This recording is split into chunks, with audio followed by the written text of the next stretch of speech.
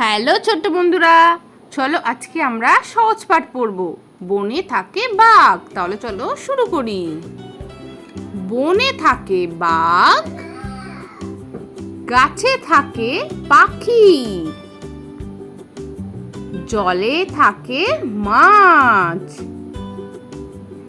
ডালে আছে ফল, পাখি ফল খায়, পাখা মেলে ওড়ে।